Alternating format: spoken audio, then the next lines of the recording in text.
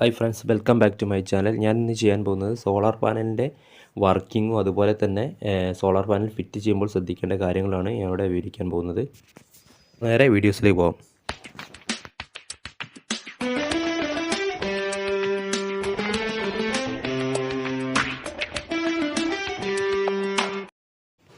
ആദ്യം തന്നെ ശ്രദ്ധിക്കേണ്ടത് നമ്മുടെ സാധാരണ വാട്ടർ കണക്ഷനെക്കാട്ടിലും താഴെ ആയിരിക്കണം സോളാർ വാട്ടർ ഹീറ്റർ സെറ്റ് ചെയ്യേണ്ടത്.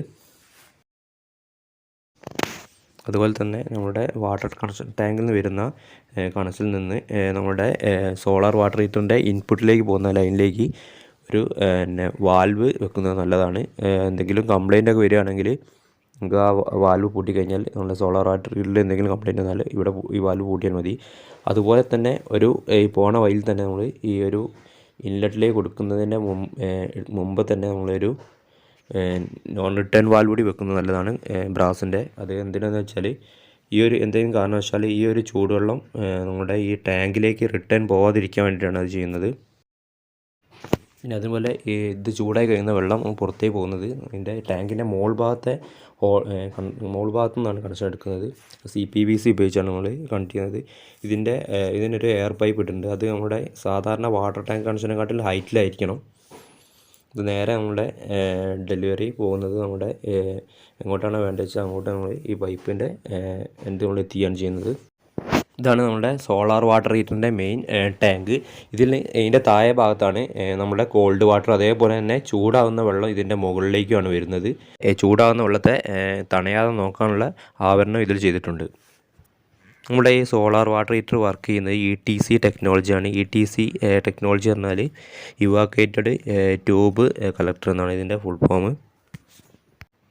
നമ്മുടെ ഈ സൗരോർജ്ജത്തിനെ ചൂടാക്കാൻ വേണ്ടി ഉപയോഗിച്ചിരിക്കുന്ന ഈ ഗ്ലാസ് ട്യൂബ് നമ്മുടെ ബോറോസിൽ ഗ്ലാസ് ട്യൂബാണ് ഉപയോഗിച്ചിരിക്കുന്നത്. ഇതിൻ്റെ ഉള്ളിൽ കോപ്പർ കോയിലാണുള്ളത്. ഈ ഒരു വെള്ളം നമുക്ക് താഴോട്ട് വെച്ചിരിക്കുമ്പോൾ താഴോട്ടായിരിക്കും വെള്ളത്തിൻ്റെ തണുത്ത വെള്ളം താഴത്ത് വന്ന് നിൽക്കും. ഈ ചൂടാവുന്ന സമയത്ത് നമ്മളുടെ സാന്ദ്രത കുറയും. അതേപോലെ ചൂടാവുന്ന സമയത്ത് സാന്ദ്രത കുറവുള്ളത് വെള്ളം കട്ടി കുറവുള്ളതുകൊണ്ട് മേലോട്ട് നിൽക്കുകയോ നമ്മുടെ ഈ ഒരു ഡെലിവറി പൈപ്പ് വഴി മേലോട്ട് പോവുകയും ചെയ്യുന്നു. തണുത്ത വെള്ളം താഴെ നിൽക്കും. ഇതാണ് ഇതിൻ്റെ പ്രവർത്തനം. അതായത് ചൂടായ വെള്ളം നമ്മുടെ ടാങ്കിൻ്റെ മുകൾ ഭാഗത്തുണ്ടാവും. അങ്ങനെ മുകൾ ഭാഗത്താണ് അതിൻ്റെ കണക്ഷൻ തന്നെ കൊടുത്തിരിക്കുന്നത്. അപ്പോൾ നമ്മുടെ ഡെലിവറി ഔട്ട് നമ്മുടെ ചൂടുവെള്ളം പുറത്തേക്ക് പോവുകയും ചെയ്യും. ഇതാണ് ഇതിൻ്റെ working principle. Non return valve വെച്ചിരിക്കുന്നത് തന്നെ നമ്മുടെ മെയിൻ ടാങ്കിലെ വെള്ളം തീർന്നു കഴിഞ്ഞാൽ ഈ ഒരു ടാങ്കിൽ വെള്ളം ഫുള്ളാണെങ്കിൽ ഇതിലത്തെ വെള്ളം റിട്ടേൺ ആയിട്ട് നമ്മുടെ ടാങ്കിലേക്ക് ചൂടുവെള്ളം പോയി ആ പൈപ്പ് നമ്മുടെ സാധാരണ PVC പൈപ്പാണ്. അത് കേടുവരാതിരിക്കാൻ വേണ്ടിയിട്ടാണ് നോൺ റിട്ടേൺ വാൽവ് വെച്ചിരിക്കുന്നത്.